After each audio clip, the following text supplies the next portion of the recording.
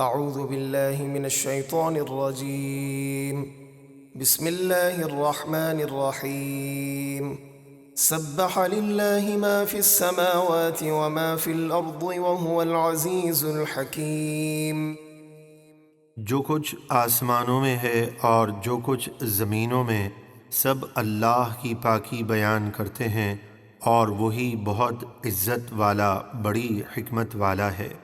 اگلی آیت کریمہ میں قبیلہ بنو نضیر کے ان یہودیوں کا بیان ہے جنہوں نے اللہ کے رسول کے ساتھ کیا ہوا عہد توڑ ڈالا اور انہیں نقصان پہنچانے کی سازشیں کیں، تو رسول اللہ صلی اللہ علیہ وسلم نے ان کے قلعوں کا محاصرہ کیا جو 21 روز جاری رہا۔ آخرکار انہیں اپنے قلعوں سے نکلنا پڑا اور رسول اللہ صلی اللہ علیہ وسلم کے حکم سے انہیں جلا وطن کر دیا گیا۔ وہ شام اور خیبر کی طرف چلے گئے اور جاتے ہوئے اپنے گھروں کو گرا گئے تاکہ مسلمان ان سے فائدہ نہ اٹھا سکیں، چنانچہ ارشاد ہوا: هو الذي أخرج الذين كفروا من أهل الكتاب من ديارهم لأول الحشر ما ظننتم أن يخرجوا وظنوا أنهم مانعتهم حصونهم من الله فأتاهم الله من حيث لم يحتسبوا وقذف في قلوبهم الرعب يخربون بيوتهم بأيديهم وأيدي المؤمنين فاعتبروا يا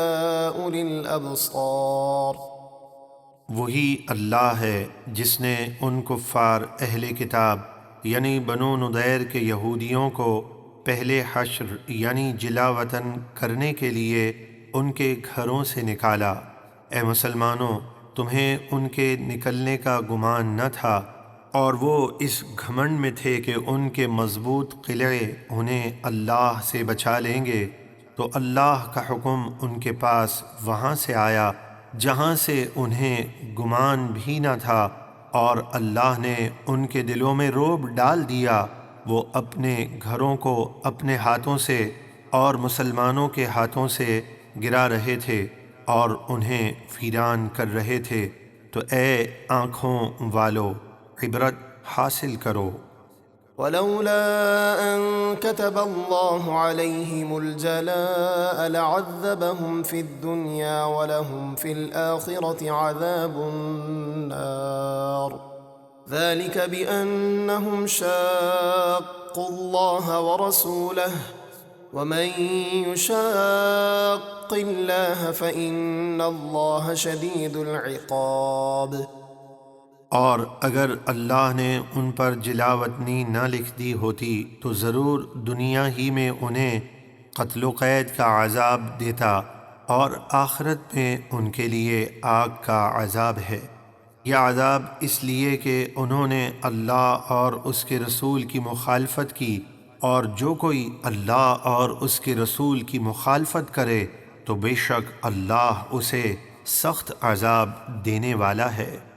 ما قطعتم من لينة أو تركتموها قائمة على أصولها فبإذن الله وليخزي الفاسقين۔ اے مسلمانوں، ان یہودیوں کے جو درخت تم نے کاٹ ڈالے یا انہیں ان کی جڑوں پر کھڑا چھوڑ دیا، تو یہ سب اللہ کی اجازت سے ہوا، اور اس لیے کہ اللہ نافرمانوں کو رسوا کرے۔ وما أفاء الله على رسوله منهم فما أوجفتم عليه من خيل ولا ركاب ولكن الله يسلط رسله على من يشاء والله على كل شيء قدير۔ اور اللہ نے اپنے رسول کو ان سے جو غنیمت دلائی تو اے مسلمانوں، تم نے نہ اس پر گھوڑے دوڑائے تھے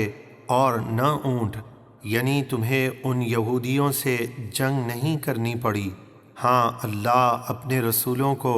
جس پر چاہتا ہے غلبہ عطا فرماتا ہے،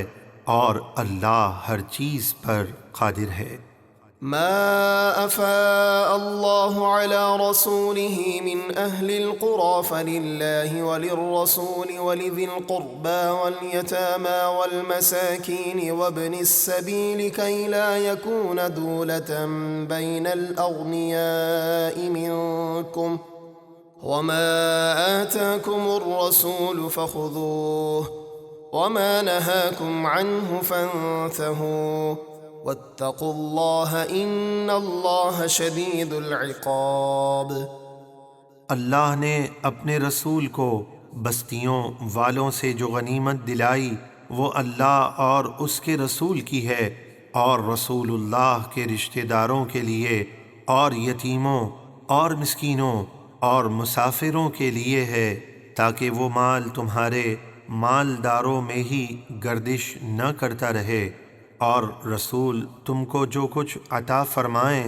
اسے لے لو، اور جس سے منع فرمائیں اس سے باز رہو، اور اللہ سے ڈرو، بے شک اللہ سخت عذاب دینے والا ہے۔ للفقراء المهاجرين الذين أخرجوا من ديارهم وأموالهم يبتغون فضلا من الله ورضوانا